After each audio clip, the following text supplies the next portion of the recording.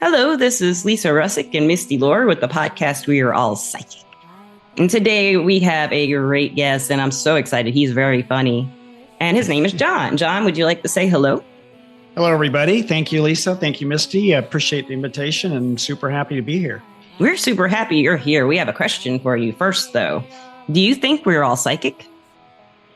Yes, I do. Is it always turned on? Am I always aware of it? That's another question. So I do believe we're all psychic. I have a hunch it's to varying degrees. I have a hunch it can be cultivated, even if you have it to begin with. I think you can cultivate it.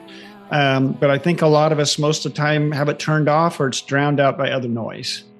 Other noise. Oh, give me a little specifics on that other noise. What is the other noise? Well, that's really interesting. Yeah, other noise might be just the busyness of the day. Our daughter's driving us crazy. Kids driving us crazy. Yeah, kids driving us crazy. Just electronics, social media, a lot of things that kind of distract us from, at least for me, kind of being in touch with quiet and subtlety. Then the intuition's turned on, or it's more like I hear my intuition then. And then also, I think, obviously, when we're grieving, when we're angry, when there's a lot of fear, it can also drown out our psychic ability. So I think trying to get in that kind of centered, quiet space helps a lot. Yes. Yeah. Does it? So that's John, a long answer to your question. No, that's a great answer. I was like, that's really interesting because every day, I mean, there's so much noise, like you said, and the noise is just our eyeballs alone pick up so much noise. We don't know what to do with it all. No, we don't. So listeners and watchers, this is a video podcast on Spotify. I forgot to mention, but I did. I did it kind of early, so I did all right. And so we can check out our faces. And he is an author, and he has written a book. Would you like to tell them what the name of your book is?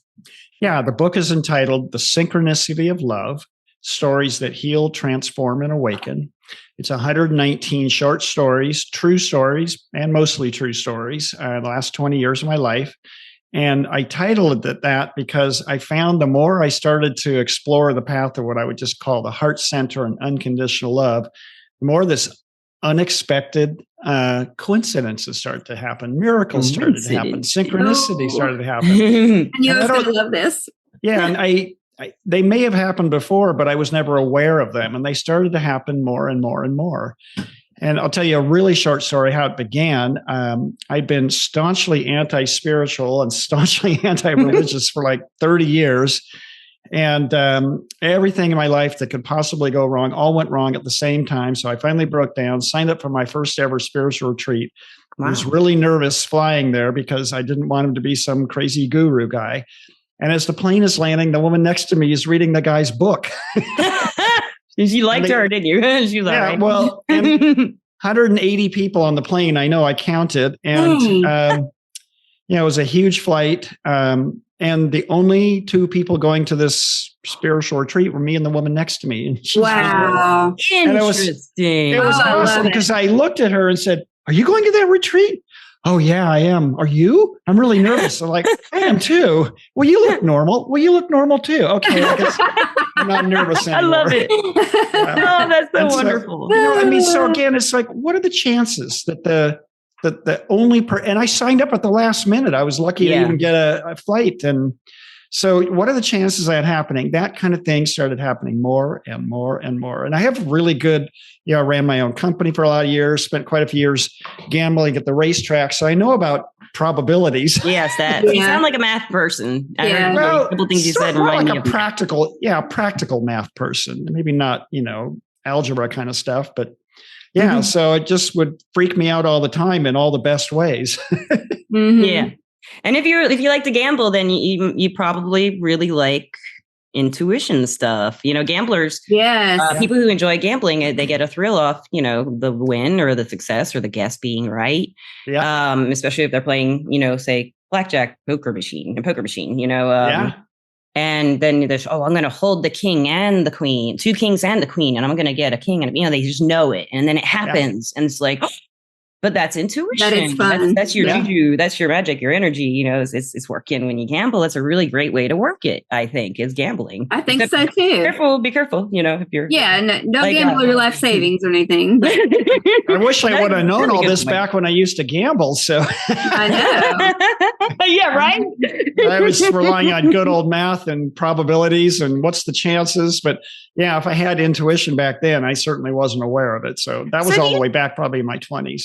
So do you think you really never had intuition? You just weren't listening to it or didn't think about it, just denied it? What was it back in your early 20s or the mid 20s or so that pushed you away from spirituality? Was it organized religions? Or? Yeah, actually, I can tell you exactly what it was. So I grew up in a family that was, I call them part-time Catholics. Like we go every Sunday for a year and then stop going for a year and only go on Christmas, you know.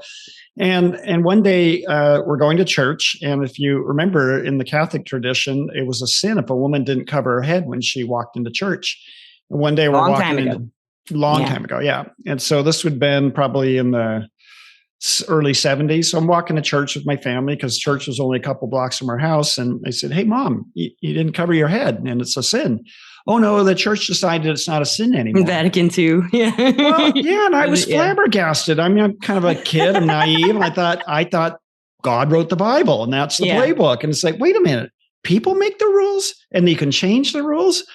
And that's real disillusionment, you know. Yeah. There was a lot of, and at the age of 13, where I was just like, you know, I think it might all just be make believe. And so I kept everything, psychic stuff, intuitive stuff, spirituality, religion. I just, nope, not interested. I just kind of, you might say, worshipped at the altar of logic and science. And there's good things there, but they can work together. They really. I agree. Well, it took me a long time to figure that out, Lisa. Yes. They work together really well, actually. I mean, you think about the geniuses that we've known, that we have like history of, who suddenly came up with something. You know, like a big epiphany. And usually those stories you hear, it's not like he was working all day long, all night long for 6 days and suddenly got the answer.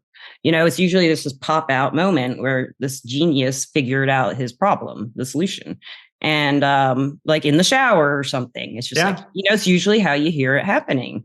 You're exactly right. And I've always thought that was just, you know, whatever we were talking about the eyeballs earlier, just picking up everything. Well, like, we're all our energy's picking up stuff, but we have these major senses, which are really overpowering. Right. Mm-hmm.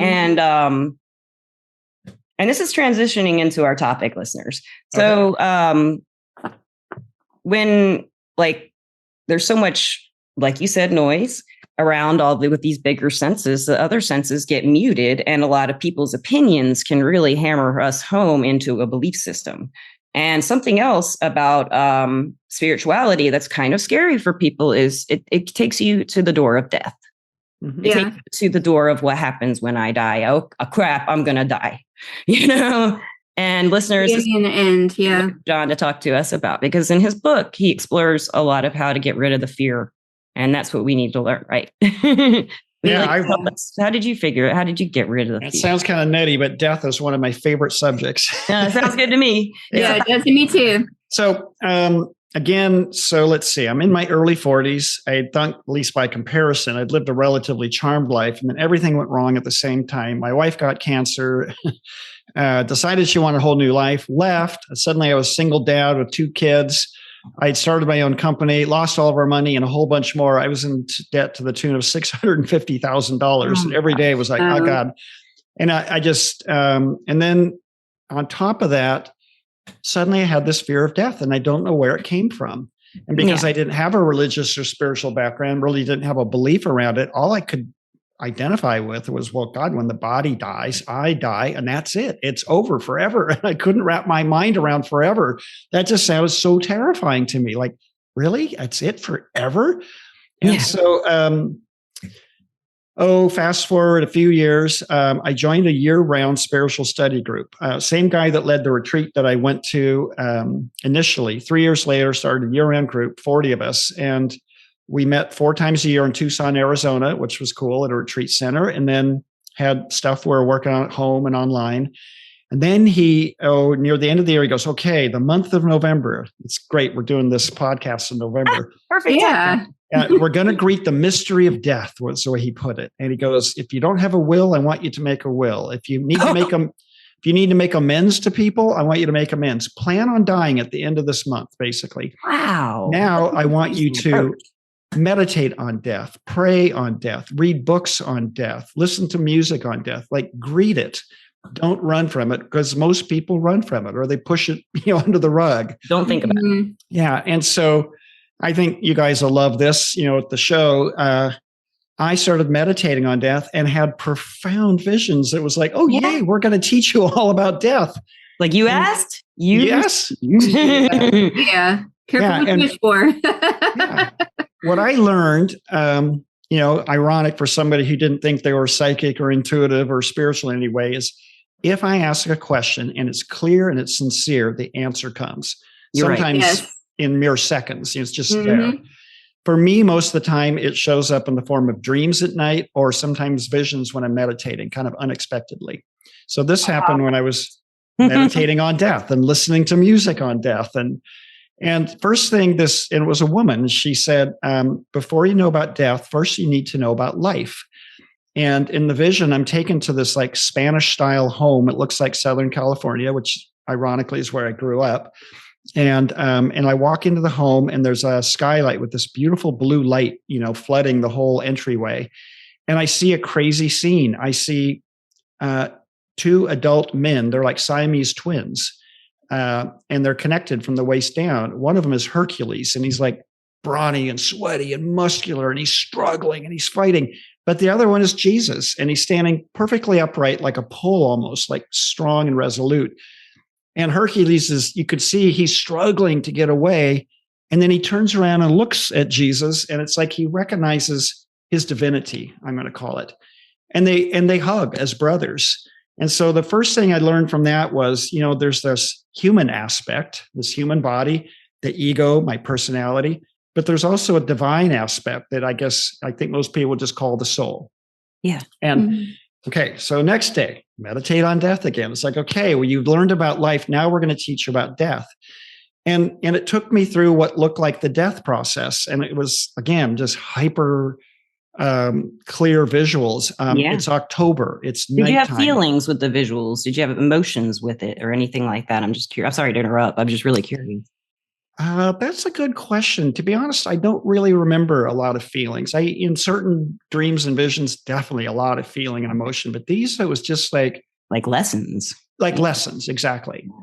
Yeah. So in this final one, okay, now I'm going to teach you about death. I'm walking through a farmer's field. It feels like it's the end of October. The field's been harvested. It's cold out at night. It's midnight, and there's a harvest moon low on the horizon. And but there's a big scarecrow in front of me, and he's tall and he's forbidding looking. He's just terrifying, like almost daring me to walk past him. But I do. I walk past him, and as soon as I walk past him, the moon that's low on the horizon comes towards me, and we fuse as one. And we turn into a river of liquid mercury traveling across Earth, and come to the end of the earth as if the earth was flat, and it drips off into the abyss. And for a period of time, there's just nothing but infinite blackness, darkness. And then poof, I'm transformed into, I don't know if you've seen images. There's grids, like geometries of light that surround the planet Earth.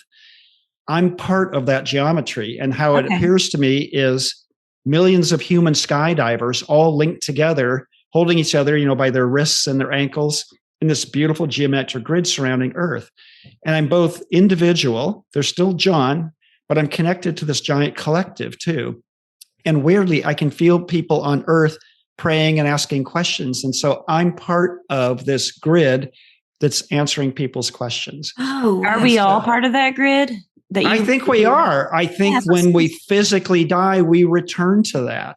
And there's a sense of being individual and a sense of being part of a collective is the best way I can put it. Yeah. And so I think for me anyway, my death process, and I'm assuming it's for most people, is I return to this collective that's offering love and wisdom back to the planet.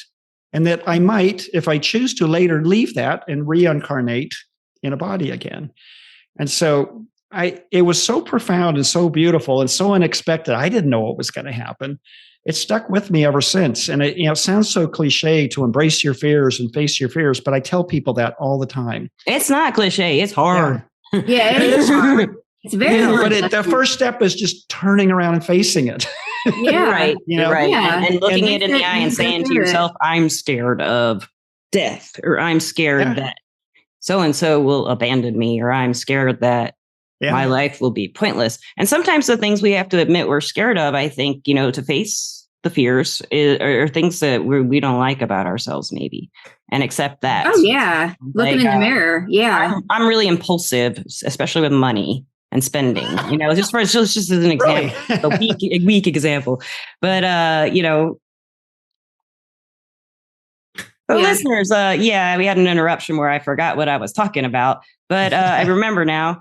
And they helped me remember. So that's something I don't like about myself, is that I will, be impulsive with money. And it's not a judgment from other people. It's something that I really don't like. Although sometimes it's too fun. I just can't, it's like emotional shopping, but sometimes it's not a good idea. I don't like about myself. And I have to really look at it and say, okay, we can change this. I can change this habit, or I can accept it, or something. I can, work with it instead of just ignoring it and hearing, the back of my head going, you've got rent or whatever, Mm-hmm. I'll make it. We don't have time for that right now. Look at it. And I'm not, it's not like, and look at that and say, well, it's not making me a horrible person to be like that, but it's something I want to change about myself that I don't like, but there's really deeper things when it comes to the themes of death about our lives, like things I regret doing with other people I regret leaving behind, or maybe something like that, things I regret saying. And on my part, for when I went through we all do all our lives, if we want to look at death and really examine what, because I get a lot of different, I don't know about you guys, but I change my ideas about what death might be a lot. As a medium, I do speak with spirits, and they kind of give me their perspective of what it's like. It's very much like what you're saying, John. Yeah. It's just a little differently phrased. They all phrase it differently, though, but it's very much what you're saying.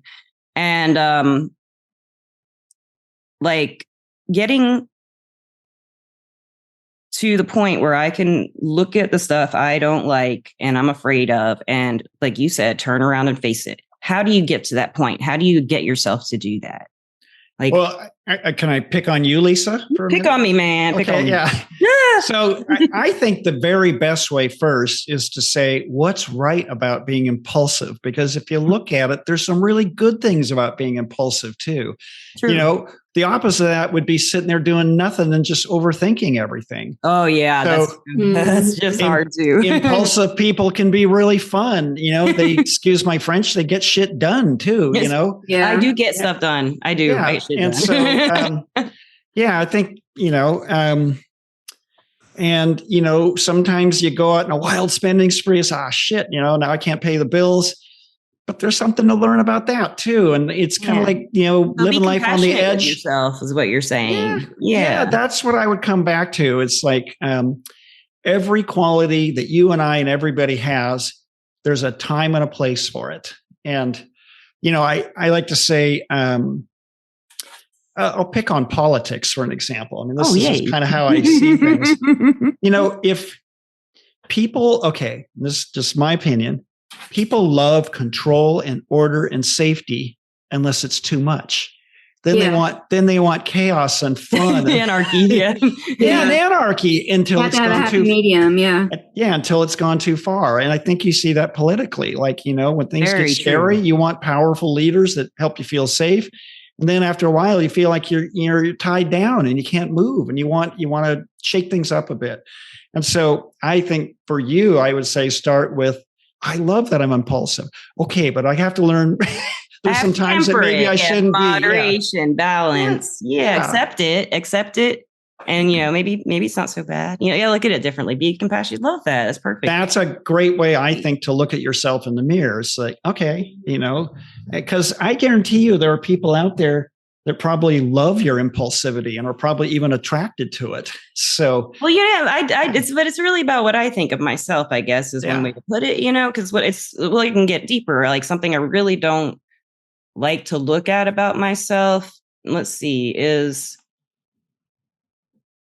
I can be fickle when it comes to love. When I was younger, I was, let's say, not when I'm older. If I could be dating someone for 2 years and in my teens and 20s, and I just be like, I don't like him anymore. There was a reason, but when I was younger, I didn't know what the reason was. Yeah. I could look back and say, well, actually, this was going on, and I just didn't know what it was because I was so young, Yeah. But I didn't like that I could hurt people like that, without seemingly any reason, break up with someone and I don't know why. Now I can look back and say, well, there was a reason.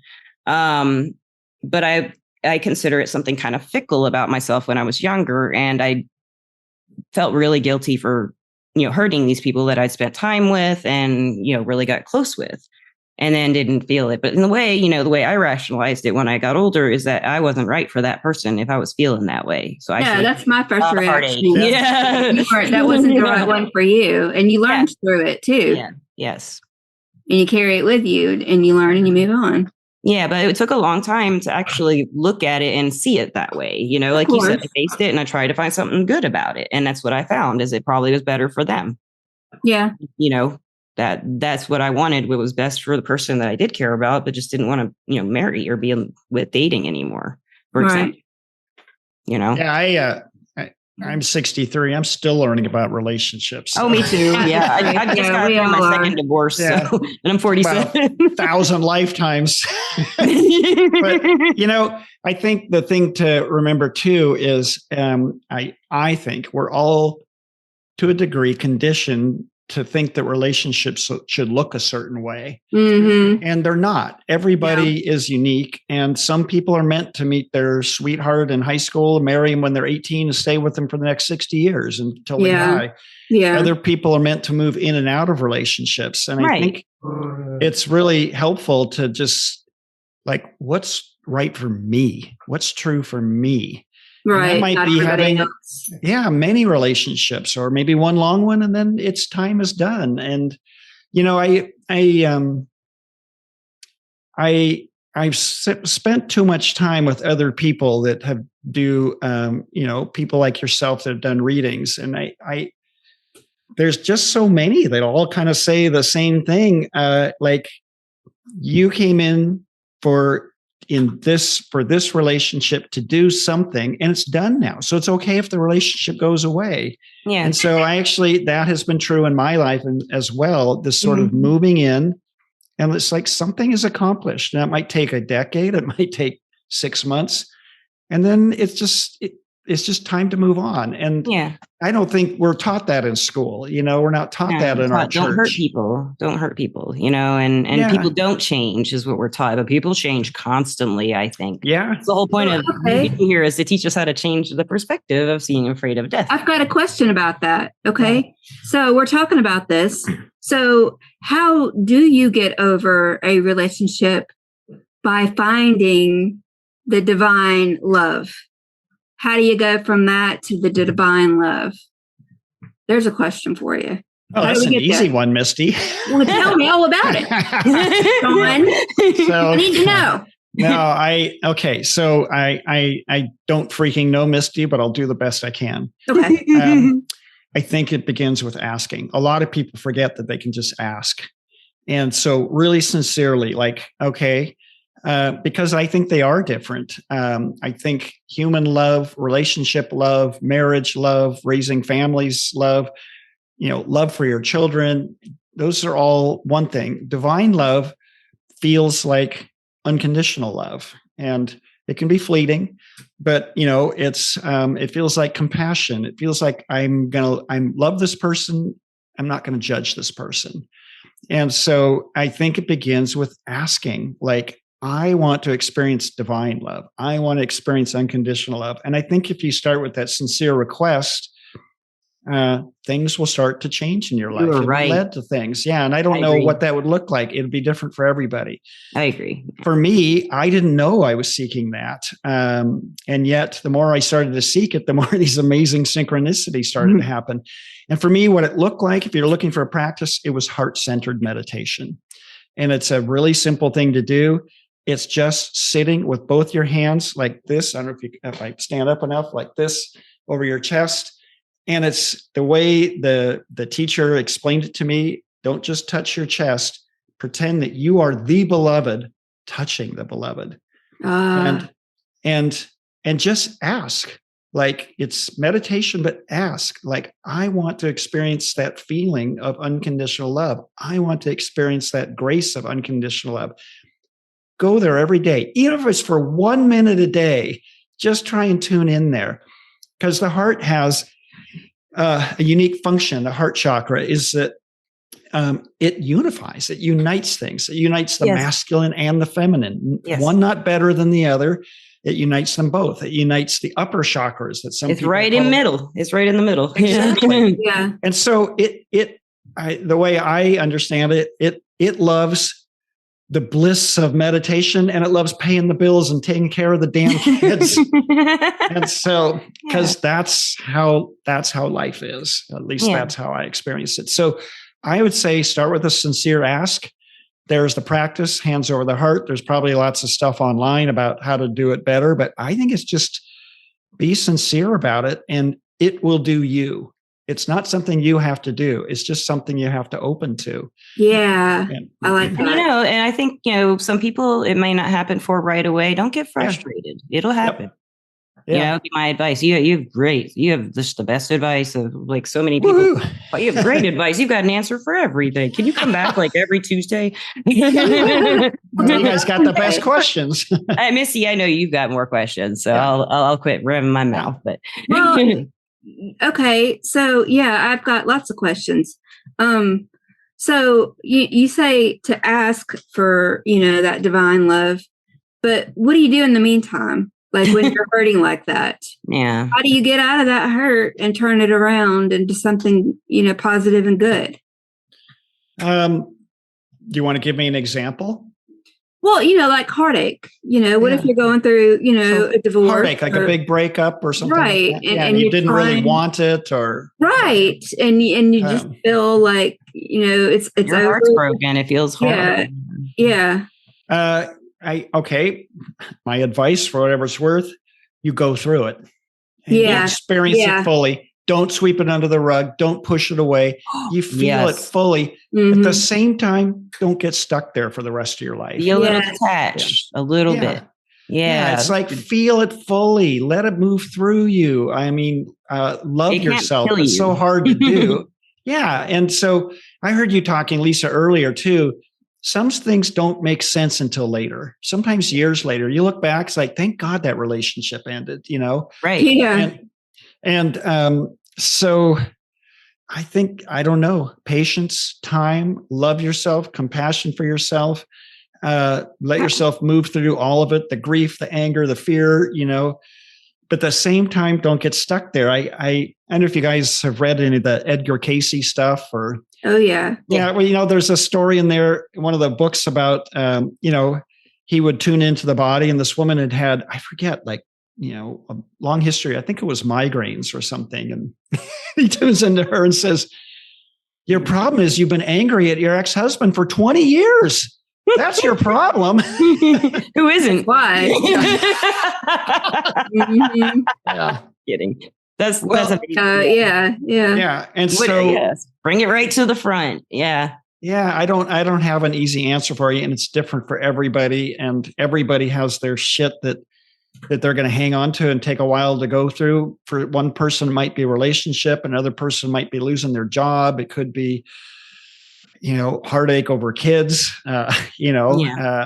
and, it could be a dying parent, it's just, there's always something that's going to kind of put you into the, and so, but it won't last forever. That's what I was thinking. It's always going to end. It's going to end. Was that what you were thinking when you went to the retreat? Hell no. Ready? I was still deep in it. Yeah.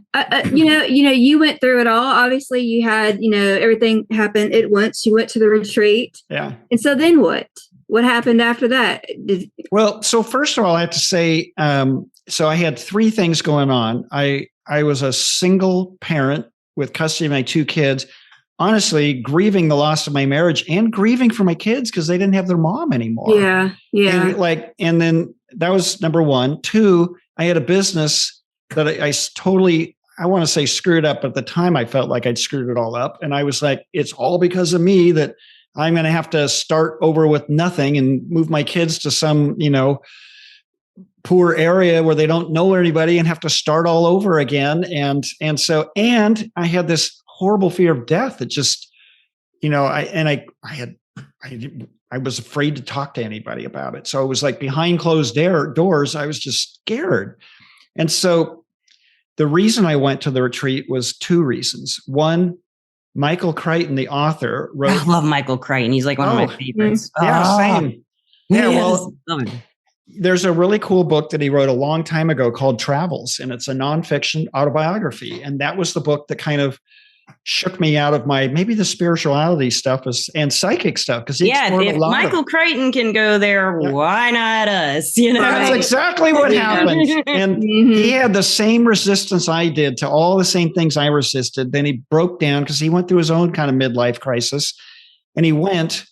And so literally it's 20 years later, and I'm reading the story about his experiences at this retreat for like the 100th time. Kind of crazy for somebody who was anti-spiritual, right? And I ran to the computer and said, I wonder if this guy's still alive teaching these workshops. And there he was, alive and well, teaching what looked like the same exact workshop that Michael Crichton went to 20 years earlier. And when I read it online, he said, the teacher said this workshop, he called it his Foundational Heart Center Conference. And he goes, this conference tends to be very life renovating. And I needed that. I kind of felt like my house had been, tumbled down in an earthquake, burned down, and I didn't know how to rebuild it again. I needed to be different. New house. Yeah. And so did I have that conscious awareness at the time? No, I was just looking for a lifeline. I was just looking for something. Yeah. But I was really drawn to him. And, there's the synchronicities again. Michael Crichton went. My life goes to hell right after, after I'm reading about Michael Crichton's life went to hell. And so, and he turned things around with this retreat. And so I went, and then there's the woman on the plane sitting next to me reading the guy's book. And and you're like, I asked for this and it's happening. It's not real. Is it real? It's real. It's real. No, it's not. It's not. It goes back and forth for a little while sometimes, right? It's just like a little, whoa. But I think you have like some of the best advice. Just ask. That's like some of the best advice I've heard on this podcast of people giving advice to opening up to anything. And when you asked about divine love, you said that, and that's just perfect. Well, and Misty, I wanted to, if I'm answering your question right, when I came back, was I all fixed and better? Hell no. Right. These but things what happened? Time, what happened at the retreat was not what I expected. Did I have a bunch of psychic cool experiences? No, I had 1.5. But what I did realize was I hadn't realized how much I kept people at a distance.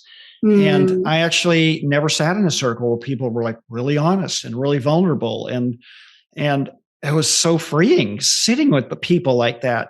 And so when I came back, I was like, oh my God, that's how I live my life. But the trouble is most people don't live that way. So there was kind of this re-entry into the real world that I was not prepared for. And so it started to change slowly after that. It wasn't, I went and I came back and I'm happy and enlightened and everything's great with my kids. But the weight of it all was still there, but somehow it felt a little bit lighter. There was a seed. That's where I can put it. There was a seed. Yeah. That's really cool. What was the name of do you mind if I ask who the name of the person who did the class? Yeah, the teacher, he was really popular in the 70s, 80s, and 90s. He passed away about 10 years ago. His name was Dr. William Brew Joy, and he went by his middle name, Brew. Okay. He's got a couple of books online. The first one he wrote was called Joy's Way, A Map for the Transformational Journey. And it was a New York Times bestseller because he was a very highly educated medical doctor, an internist in Southern California. Wow. And he was part of the Medical Scholastic Society, the top 1% of all medical. And he had some psychic experiences when he was young. But he says, when I went through medical school and became a doctor, they kind of all went away. And so like for a decade, they all disappeared. But he'd had dreams. Like I think he was like 9 years old. And he had this profound dream that said everything in your life is going to change when you turn 35. And so, he's 35. He's a successful doctor, super intelligent. And he remembers that dream. And the day he turns 35, He goes, the only crazy thing that happened was the buzz I got from the margarita on my birthday party, but everything started to change. And the first thing that's happened was he got fulminating pancreatitis, which was almost debilitating. It is debilitating. It was getting worse every day. And then he goes, I'm a doctor, and every day I'd get up at 4:30 and I would make my rounds. My schedule literally was from 4:30 in the morning till 10:30 at night, but I would usually take a nap in the afternoon. And I had just started meditating.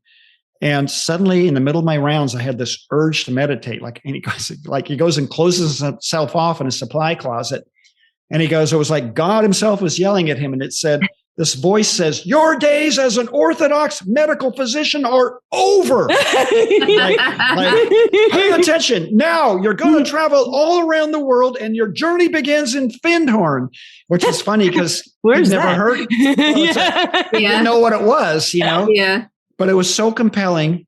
He sold his entire practice in a 6-week period of time, and a voice guided him all around the world for the next 9 months and going to spiritual communities. And he called it Reawakening Old Soul Memories. And he came back for the last 35 years of his life, was a spiritual teacher. Wow. And so Michael Crichton and myself felt safety because the guy was a smart, regular guy, a scientist. doctor. He was like you guys. Yeah. Right. He wasn't weird. Yeah. Right. Yeah. He didn't have the white robes and shake a drum, Yeah. He looked like some doctor just walked in off the golf course, I think that would help a lot of people, make them feel more secure about it, than it would. Kind of weirdo coming out of the woodworks. Yeah. Yeah. Well, I mean, I'm sure personally, and I live in Alabama, John, and Misty and I live in Alabama. So, I don't really fit in too well with a lot of the people here, but the people I do know, I love, and they're great, but they're kind of off the beaten path too, in Alabama, because Alabama is very Alabama. Yeah. Hey, I went to Orange Beach in 2020. Orange Beach is nice. Yeah. My wife and I got in the car and drove Seattle to Florida right at the beginning of COVID, not knowing it was going to be what it turned out to be. And oh, wow. and literally it was a 3-month road trip, and we got about a month into it, got to Orange Beach, Alabama, probably in March or April of 2020. And 2 days later, everything was closed down. Yeah. Oh, no. Wow. And we kept creeping our way across the country. But then, we heard the governor of Florida said, well, we're not going to shut anything down. So we went to Florida, and 2 days later, they shut everything down. I mean, police patrolling the beaches. And but Orange Beach was really cool the short time we were there. Yeah. Yeah, it is. Gulf Shores is where I like to go in Alabama. I like, I think Destin's in Florida, isn't it? With Misty? Yeah, Destin. it is. Yeah. I like Destin a lot too. I used to live in Mobile, and I like to go to Gulf Shores. That's where I like. I love Gulf Shores. Yeah. Oh, we could just talk to you forever, John. You're just a wonderful guest. I would really like to ask you, listeners, they've got to read your book. They've got to know more about you. Where can they find you? Where can they find you? Yeah. So my book is on Amazon. It's called The Synchronicity of Love, Stories That Heal, Transform, and Awaken. It's on Amazon and Barnes & Noble. And I just found out today, Target and Walmart.com are both selling it too. Yay! So it's actually, I think it was a couple bucks cheaper there too. Hey. So yes. He's giving you all it. So sold most places that are selling books online. And my website is John David Latta, Latta, johndavidlatta.com. Okay. And listeners and watchers, I'll put that in the description of the podcast for you to go check him out. And do you have any, before I ask for the advice that you may offer our listeners and watchers, I want to thank you for being a guest. You've been amazing. And if you ever want to come back and talk, and I have a feeling you're a writer more than nonfiction. You'd be a great fiction writer like Michael Crichton. You have just that quality. You can just say it, whether you don't even have to write it down. You can just say it. And it sounds like some of the things. Only I had the attention span for it though. So you wrote one book. Fiction's easier. Pick it all up. Yeah. You notice they're all short stories though. All you got to do is just ask. That's it. Right? God, you're giving me my own advice. Yeah.